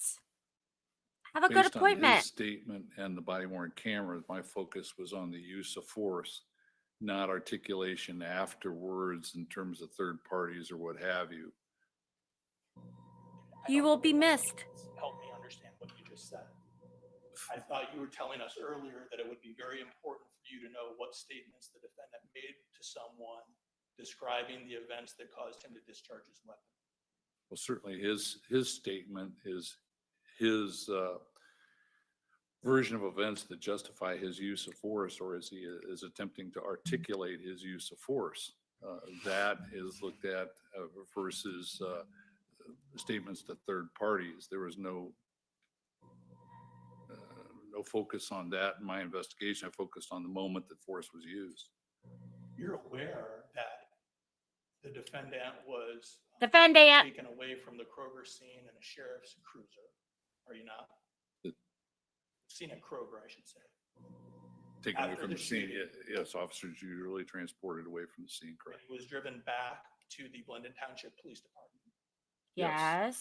And once he was back at the police department, there were some Westerville medics that were asked to essentially evaluate him for any potential injuries. Yes. Yes, I'm aware of that. And you're aware in the course of his contact with those medics that he did make a statement telling them what had occurred. I remember seeing that in discovery, but it was not the focus of my investigation. Well, let me ask you, are you aware that he told medic Nick Adkins that when the vehicle struck him, he was thrown off of the hood and onto the ground? I don't know that is not in keeping. He was certainly propelled off the vehicle, so I don't know the specifics. I would let his statement stand for itself in terms of what he felt at the moment that force was used. Yeah. Okay, well, let's break it down because that wasn't exactly my question. My question was, were you aware that the defendant made the statement to medic Adkins that he was thrown off of the hood of Miss Young's car and onto the ground? Were you aware that he made that statement? As part of discovery, I was afforded that statement, yes. And you chose not to put that in your report? That's correct. We just got done talking a little bit earlier about, on page 20 of your report, when you were taking excerpts from the defendant's written statement and quoted Defendant. them in your report. You remember that? Yes, his official written statement of what he stated transpired, yes. And you were comparing what he stated transpired with what you saw actually happen on the video, correct? That's correct. That's part of your analysis, That is correct. what you're getting paid to do. That is correct. You're not telling the ladies and gentlemen that Nick Adkins was lying, are you?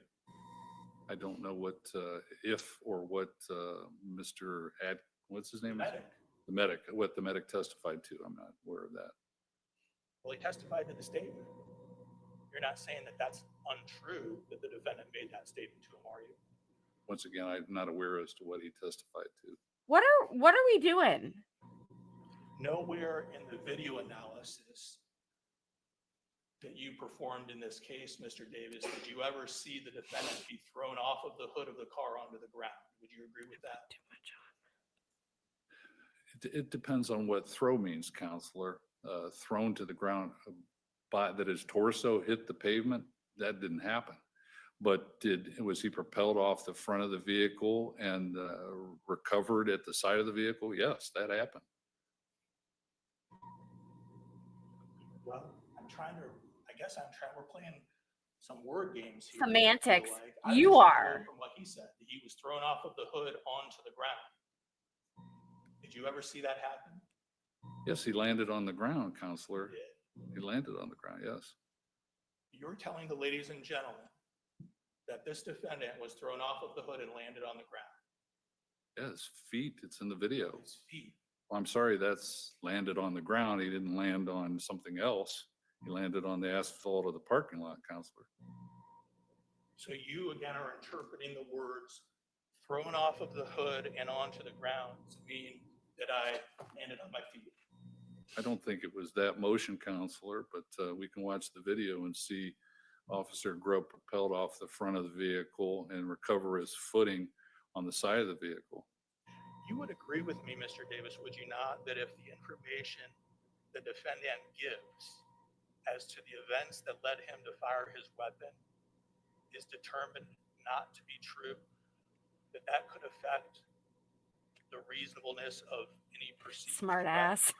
I don't see any, he landed on the ground. That's all I can say. That's not my question.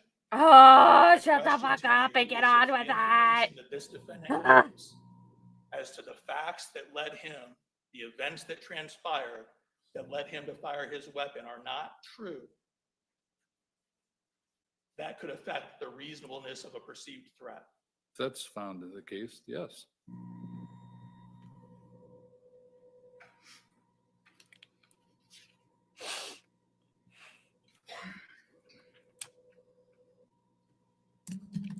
So cold. 67 degrees. Now, you mentioned a little bit, you talked a little bit about Yeah, you're right. positioning, cover, contact and cover. Remember that? Yes, And you talked about the position that the defendant took at the front of the vehicle, correct? correct. And you talked about other areas where he maybe could have stood, but I guess in your opinion wasn't a tactical sound idea. Well, they're subjective. So he could have stood in other areas, but the question was, when he stood in front of the vehicle, was that tactically sound? And based on the circumstances, yes. And you mentioned specifically that he could have stood in the back of the vehicle. Remember saying that? No, I said that Changing cameras, the one problem moment. with that is limited visibility in terms of seeing the occupants. Obviously, you're behind the seats, you're behind the driver. And you talked about the reason he may not be able to see is because of the window tint, remember? That's a possibility. Now, you didn't measure the window tint of this Lexus, did you? No, I did not. Have you ever even physically seen the Lexus in person? No, I have not. You don't know what, if any, tint may even be present on that back window. Is that fair to say? No, other than watching the video.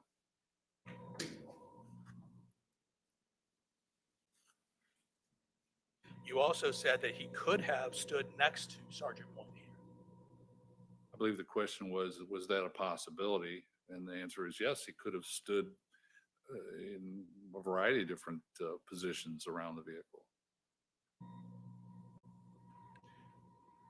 One of the factors an officer should consider in terms of where they're going to stand is whether they're going to be in crossfire. You mentioned that.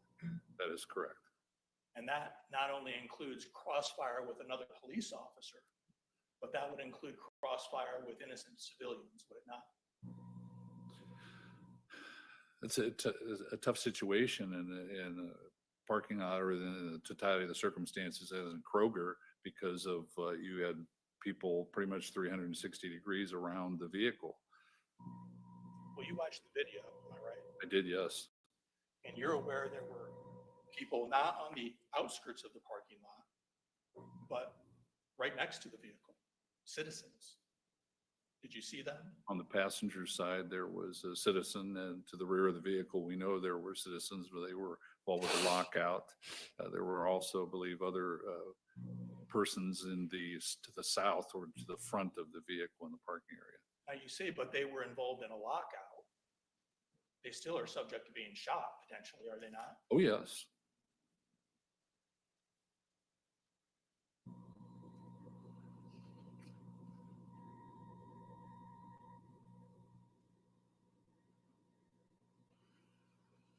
No, you're not the only one in here.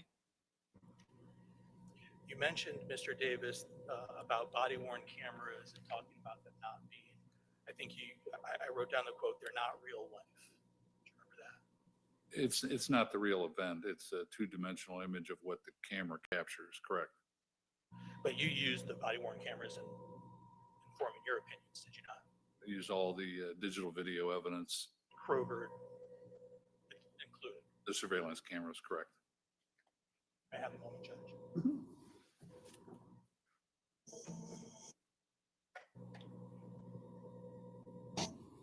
That's all I have. Sure, thank you. Thank you. Any redirect?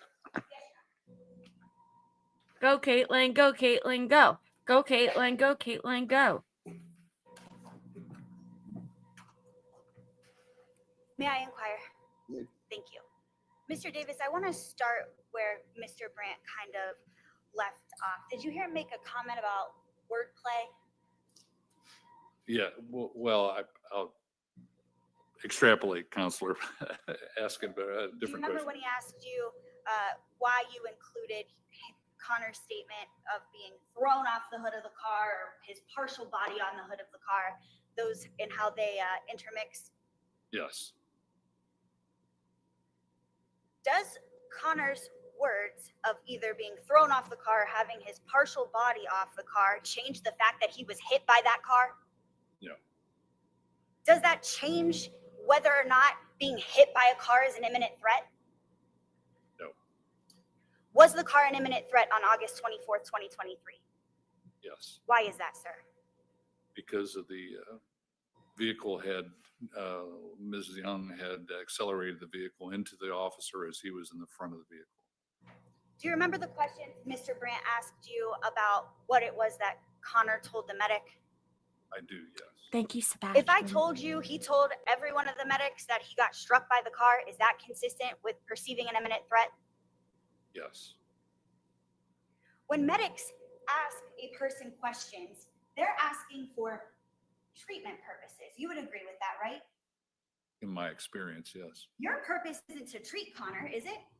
No, Your purpose is to analyze whether or not the use of force was in fact reasonable. Is that correct? that is correct. The reason why you included his statement is because you prefer his words over a medic's words, right?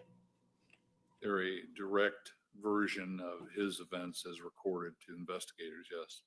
You would agree with me that the report you reviewed by the medic was written by the medic, right?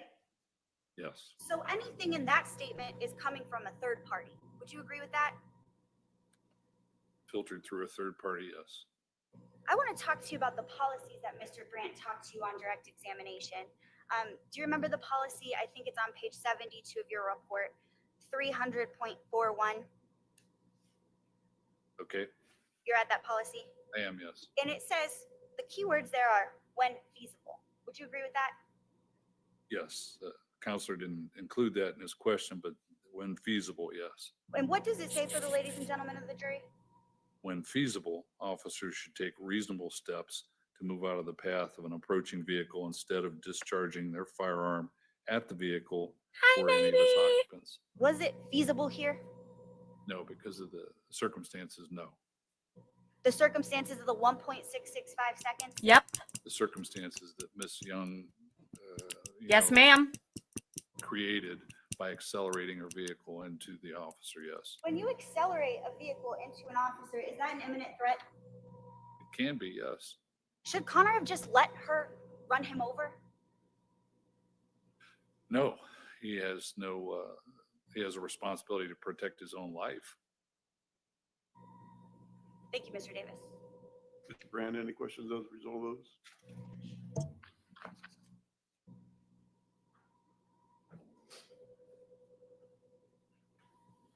Based on your review of the discovery, you're aware that medic Nick Adkins was not at Kroger when this shooting incident occurred, correct? That is correct. So any information he documented in his report in terms of statements would have come directly from the defendant, is that right? If it's an accurate report, yes. You were asked questions. Can I have the Elmo, please? Thank you. You were asked questions about the Glendon Township policy, and the officer should make every effort to move out of the way when feasible. I think it's the opposite. When feasible, the officer should make every time. I want to show you one of your still photos here. This is a still photo from your presentation earlier this morning. Would you agree with that? That was one of the, yes. There's nothing behind the defendant to preclude him from taking steps backwards. Would you agree with that? Nothing behind him? Yes. No, nothing behind it. There's nothing precluding him from taking steps to the right. Would you agree with that? Well, it's very tough to move laterally when force is applied to you, into you. That makes sense. And the vehicle is moving into him. And at that time, it's very hard to move under those circumstances. One of the things you talked about is the video doesn't show us the perception of what the officer is feeling. Objection, Your Honor. I didn't ask any questions about that perception of the officer on cross-examination on the body worn camera. Counsel, one approach?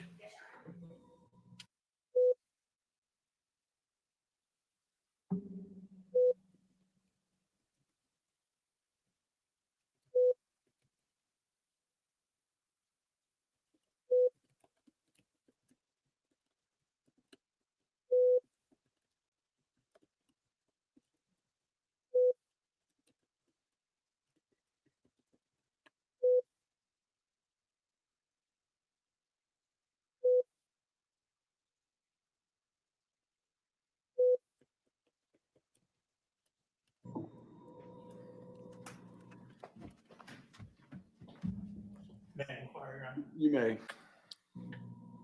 Mr. Davis, you can't personally tell us what sensation Officer Grubb may have been feeling at that moment. Would you agree with that? No, I cannot. I can only go from his statements. That's all I have, Judge. Thank you. All right. Ladies, counsel, one approach?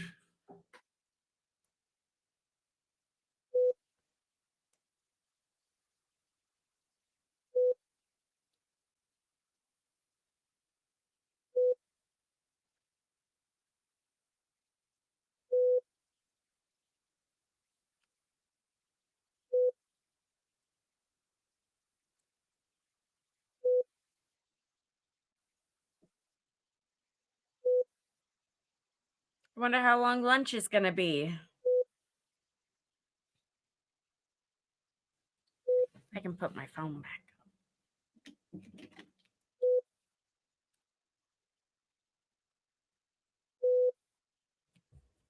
Oh, Coco, you have come to cause mass destruction in my life, in my live stream. Coco Schmeow, say hello. Bonjour. You can step down. Thank you, Your Honor. Just leave whatever's up there. You can take your water.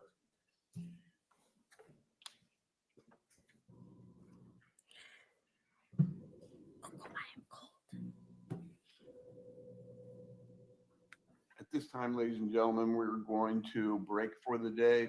What? You can be back here tomorrow. Again, you guys are just unbelievable, showing up on time and in the perfect spot. If you can be back here at 8:45 tomorrow morning, do not discuss this case among yourselves. Do not permit anyone to discuss it with you or in your presence. It is your duty not to form or express an opinion on the case until it's finally submitted to you. Have a good evening. All rise. Evening? Sir, it is 11:37 a.m.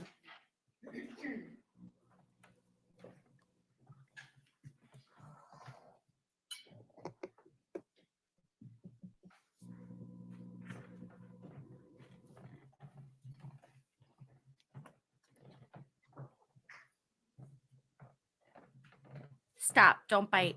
Don't bite.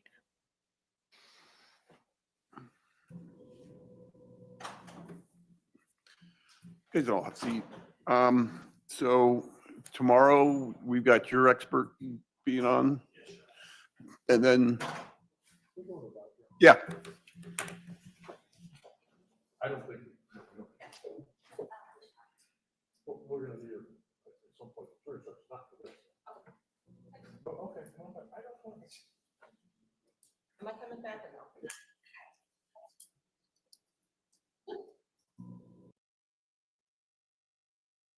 What just happened?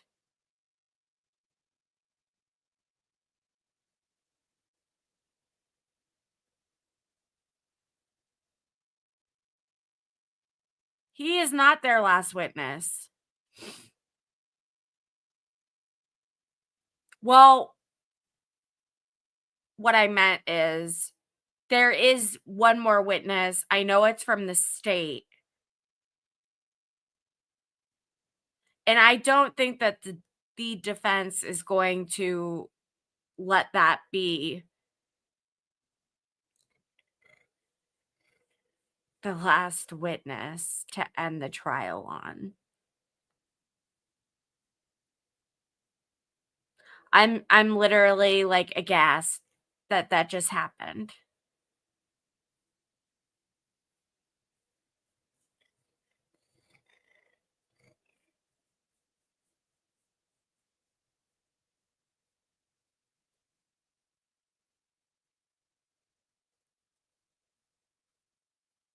Sebastian said the judge saw something on the cam he has to review. I didn't hear that.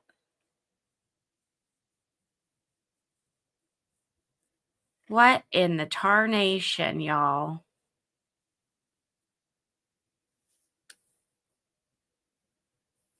Well,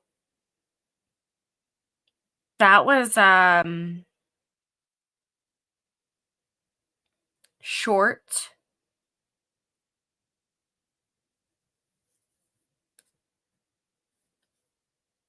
It's still live. Maybe Sebastian did hear. Okay, it says court will resume shortly. So let's hear what the judge said.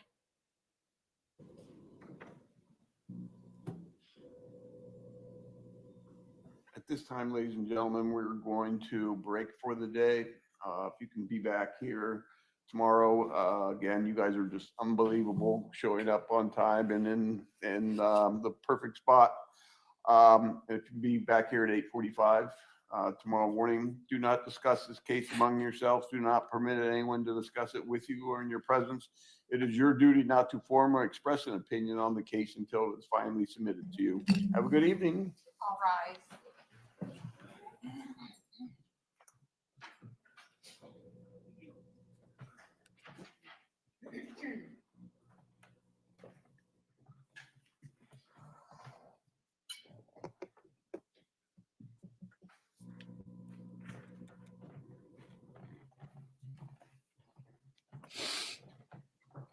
No, you cannot have this. This is not food.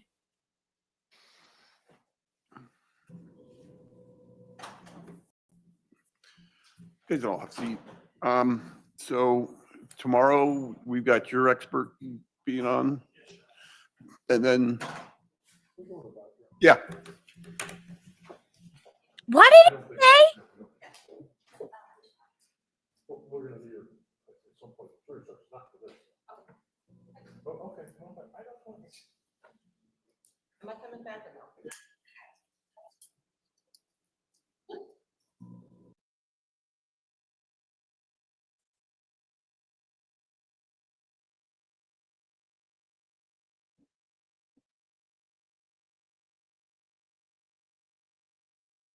Okay, so we are not at, it doesn't say that court has ended.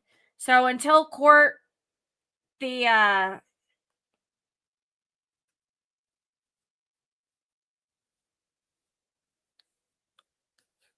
until the overzealous cameraman turns it off, we're going with it. We're going to stay.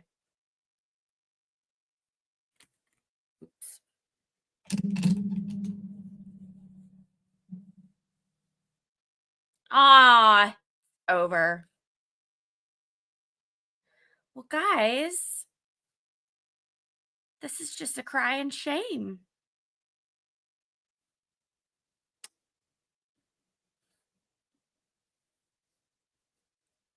I don't even know what to say.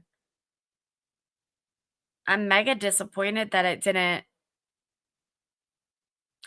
they didn't call in another witness, but hopefully the plan of attack here is to let the state have their last witness come in with that flip-flop and provide one more witness for the defense, and then we can give jury instructions. So yeah, they're done. This is wild. This is absolutely crazy. I feel bad for those jurors. It's just a bunch of baloney. So apparently tomorrow is going to be the state's last witness.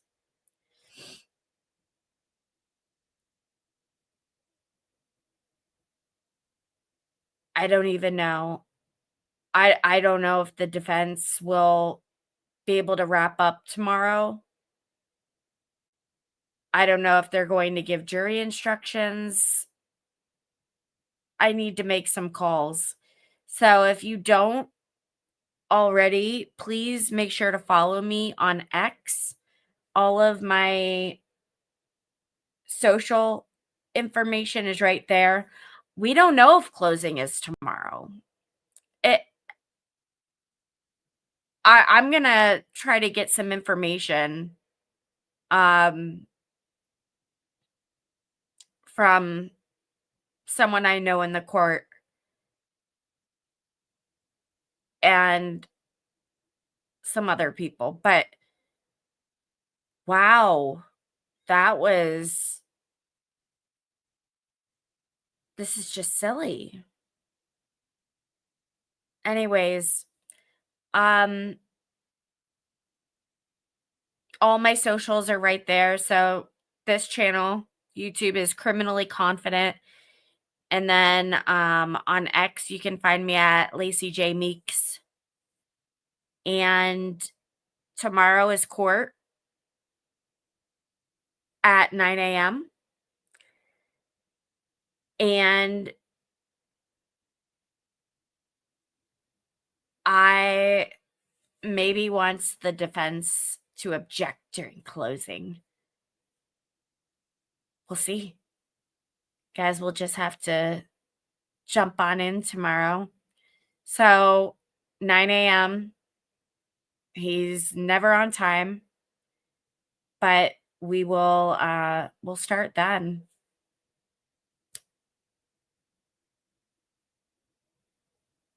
Sorry, this wasn't a full day. I was expecting a full day. But so it goes. All right, guys. Well, I hope you have a wonderful rest of your morning and go do all the things and make wise choices. I'll see you at 9 a.m. Bye.